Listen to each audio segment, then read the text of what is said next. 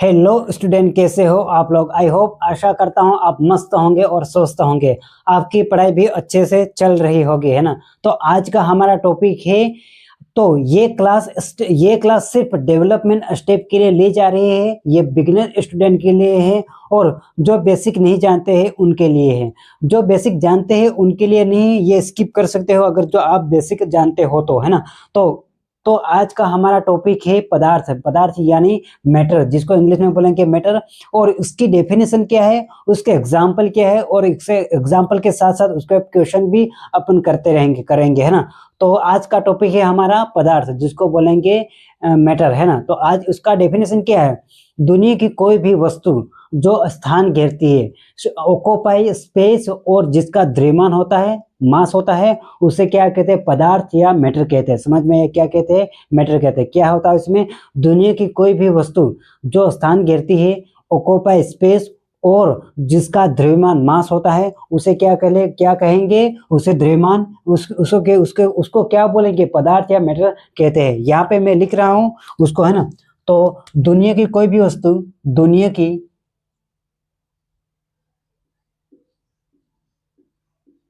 तो ये है मैटर, पदार्थ की डेफिनेशन, है ना। तो दुनिया की कोई भी वस्तु जो स्थान घेरता है, ऑक्यूपाई स्पेस, और जिसका द्रव्यमान मास होता है, उसे क्या कहते हैं, पदार्थ या मैटर कहते हैं। या तो समझ में आया। तो इसके एग्जाम्पल कौन से हैं, उसके एग्जाम्पल ये है, एग्जाम्पल इसके है, उदाहरण, है ना।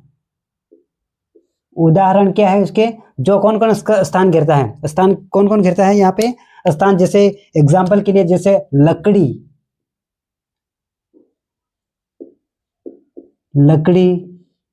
पत्थर, कौन कौन से एग्जाम्पल,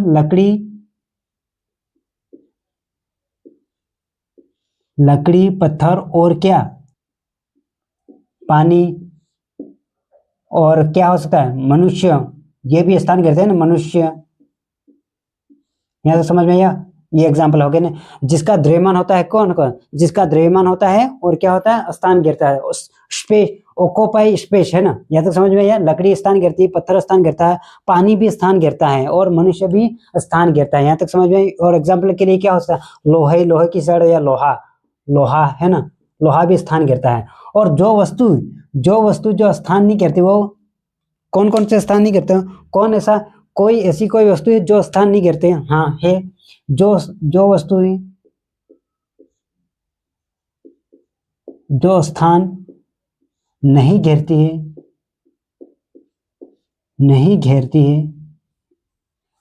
जो स्थान नहीं घेरती है,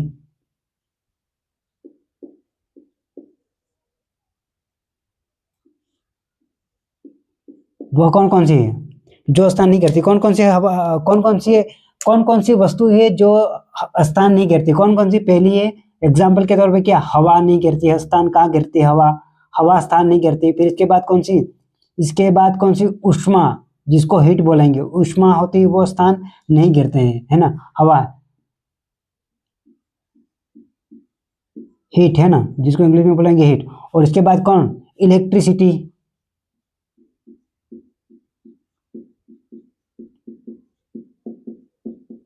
इलेक्ट्रिसिटी, ये बेसिक क्लास है ना, ये बेसिक क्लास है। यहाँ तो समझ में आया। कौन कौन सी वस्तु जो स्थान नहीं करती, हवा, ऊष्मा, इलेक्ट्रिसिटी, और क्या नहीं करती है, और क्या हो सकता है, और क्या एग्जाम्पल के तौर पे क्या बोल सकते हैं अपन, और लाइट है ना, लाइट भी कहाँ स्थान घेरती है, LIGHT, लाइट। और क्या, साउंड, है ना, साउंड आदि, है ना, ETC। यहाँ तक समझ में आया। जो स्थान घेरते हैं उसको क्या बोलेंगे, पदार्थ बोलेंगे। और जो स्थान नहीं घेरता हुआ, है ना, जो कौन कौन से वस्तु जो स्थान नहीं घेरती, हवा, ऊष्मा, हीट, इलेक्ट्रिसिटी, लाइट, और साउंड, ETC आदि, है ना। तो यहाँ पे अपन जानेंगे मैटर की विशेषता, पदार्थ की विशेषता। ये पदार्थ क्या होता है, पदार्थ की विशेषता क्या, पदार्थ की ये विशेषता है कि ये स्थान घेरता है। क्या है, फर्स्ट क्या है उसका, ये स्थान घेरता है। यहाँ तक समझ में आया। ये क्या करता है, ये स्थान घेरता है। दूसरे नंबर पे क्या है, ये स्थान घेरता है। और ये क्या होता है, ये स्थान घेरता है। इसमें क्या है, इसमें द्रव्यमान होता है, किसमें, पदार्थ में। इसमें द्रव्यमान होता है, उसमें क्या था, द्रव्यमान होता है, उसमें द्रव्यमान द्रव्यमान होता है।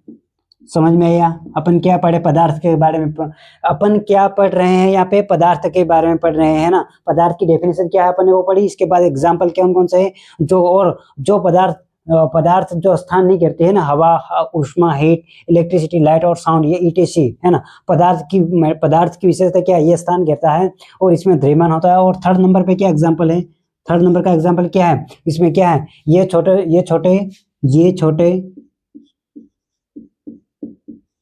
ये क्या होता है, ये छोटे कणों, क्या बोलते हैं, ये छोटे कणों, पार्टिकल्स है ना, ये छोटे कणों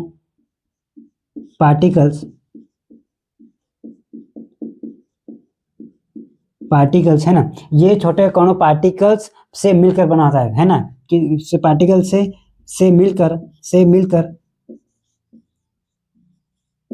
मिलकर बना होता है। यहां तक समझ में आया? चलो आगे बढ़ते हैं, कमेंट करके बताइए यहां तक समझ में आया। फिर फोर्थ नंबर के एग्जांपल है, क्या है, 1 2 3 4 बीच में आकर्षण बल होता है। क्या होता है, आकर्षण बल होता है, आकर्षण बल होता है, ये उसकी विशेषता है। यहां तक समझ में है? चलो आगे बढ़ते हैं। अपना टॉपिक है एलिमेंट, है ना, ये अपना टॉपिक है एलिमेंट, है ना। दूसरे नंबर, ये फर्स्ट है अपना, और दूसरे नंबर पे क्या है अपना, ये है दूसरा टॉपिक है अपना, ये पदार्थ के बारे में पढ़ लिया अपन ने। अब इसके बारे में अब पढ़ेंगे, दूसरे नंबर पे पढ़ेंगे हम तत्व, यानी कि एलिमेंट, जिसको इंग्लिश में बोलेंगे, क्या बोलेंगे, एलिमेंट बोलते हैं ना। क्या जानते हो आप एलिमेंट के बारे में, एलिमेंट्स है ना, एलिमेंट्स तत्व है ना, तत्व बताओ, तत्व के बारे में क्या है, तत्व की डेफिनेशन जानते हो? तो यहाँ पे तत्व की डेफिनेशन ये है कि ऐसा शुद्ध पदार्थ जो केवल एक ही प्रकार के परमाणु से बना होता है। क्या होता है, ऐसा शुद्ध पदार्थ जो एक ही प्रकार के परमाणु से बना होता है, उसे क्या बोलेंगे, तत्व, एलिमेंट बोलते हैं ना। क्या बोलेंगे, ऐसा शुद्ध पदार्थ जो केवल एक ही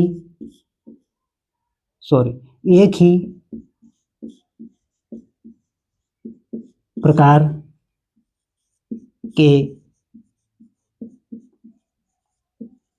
परमाणु से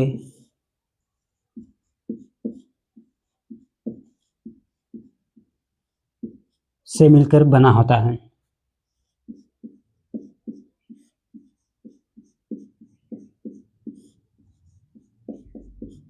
यह तो समझ में है, क्या है ये ऐसा शुद्ध पदार्थ जो केवल एक ही परमाणु, ऐसा तत्व, एलिमेंट की डेफिनेशन क्या है, ऐसा शुद्ध पदार्थ जो केवल एक ही प्रकार के परमाणुओं से मिलकर बना होता है, उसे क्या बोलते हैं, उसे तत्व या एलिमेंट बोलते हैं। यहाँ तक समझ में आया?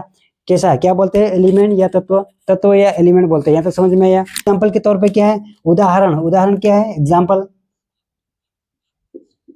कौन कौन से है, एग्जाम्पल के लिए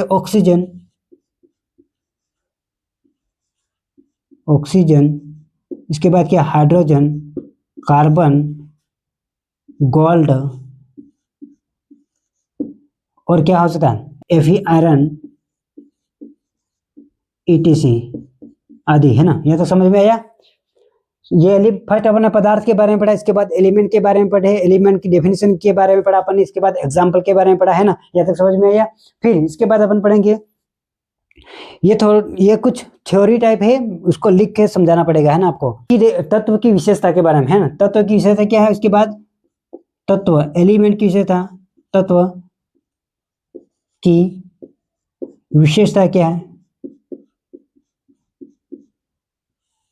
तत्व की विशेषता कौन से मिलकर बना है, केवल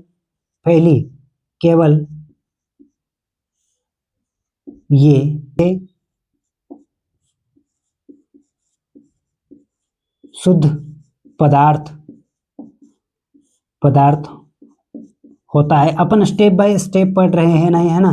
अपन क्या पढ़ रहे हैं, स्टेप बाय स्टेप पढ़ रहे हैं। पदार्थ के बारे में पढ़ने पड़ा, पदार्थ की डेफिनेशन के बाद, इसके बाद अपन एलिमेंट के बारे में पढ़े, एलिमेंट की डेफिनेशन पढ़ा, इसके बाद उसकी विशेषता पढ़ रहे हैं, है ना। तो ये क्या था, ये रासायनिक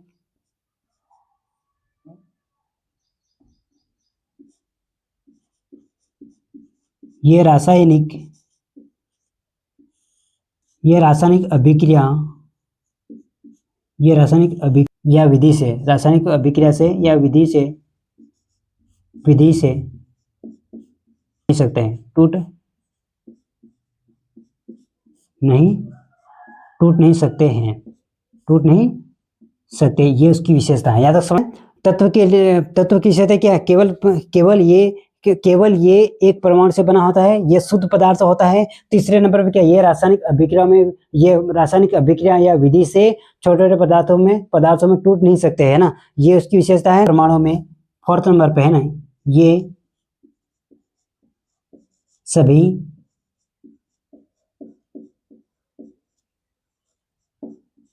परमाणुओं में प्रोटॉन की संख्या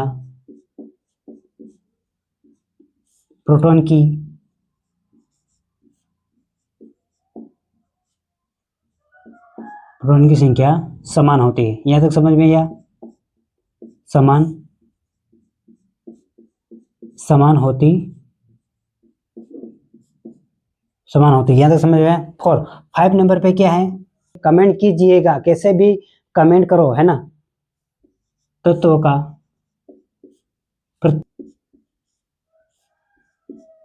प्रत्येक तत्व का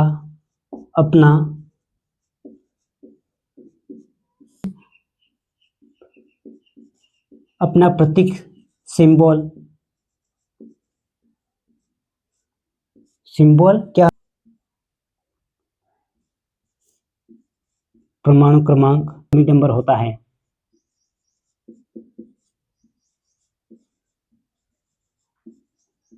एटॉमिक नंबर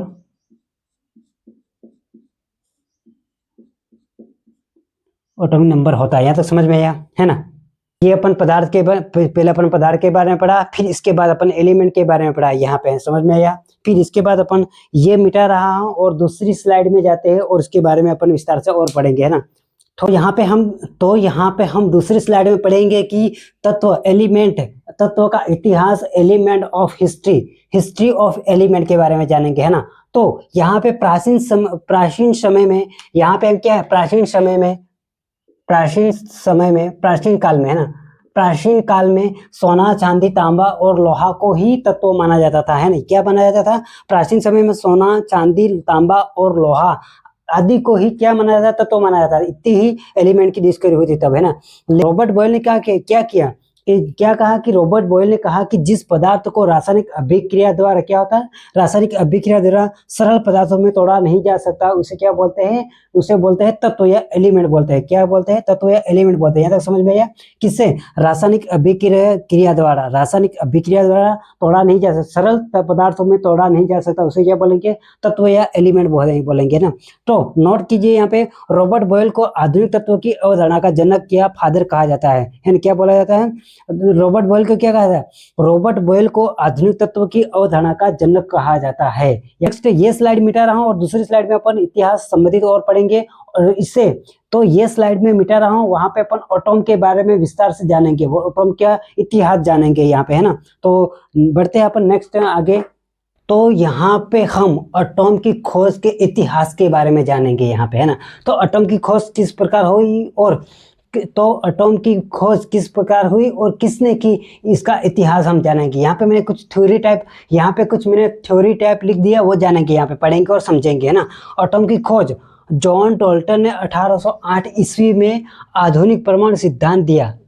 क्या है, अपन ने एटॉम के बारे में पहले तो थोड़ा कुछ जाना था, लेकिन आज हम थोड़ा इसका विस्तार से जानेंगे यहाँ पे, है ना। जॉन डाल्टन 1808 ईस्वी में आधुनिक परमाणु सिद्धांत दिया। बाद में वैज्ञानिकों ने परमाणु के अंदर के कण खोजे। क्या गया बाद में वैज्ञानिकों ने क्या किया कि परमाणु के अंदर के कण खोजे, है ना। लगभग 2500 वर्ष पहले ही महर्षि कणाद ने ये प्रतिपादित कर दिया था। यहाँ पे समझिए ध्यान से, है ना। क्या किया था महर्षि कणाद ने, क्या पहले से ही एटॉम के अंदर परमाणु के बारे में बता दिया था, है ना, कण के बारे में बता दिया था, है ना। जॉन डाल्टन लगभग 1800 के आसपास वैज्ञानिकों ने देखा कि रासायनिक अभिक्रिया में कुछ नियम सही निकलते हैं। क्या है, कुछ जॉन डाल्टन और लगभग सभी 1800 के अधिक वैज्ञानिकों ने देखा कि रासायनिक अभिक्रिया में क्या होता है, रासायनिक अभिक्रिया में कुछ नियम हमेशा सही निकलते हैं, ये कहा, है ना। तो कौन कौन से नियम सही निकलते हैं? पहला नियम है द्रव्यमान संरक्षण का नियम, law of conservation of mass.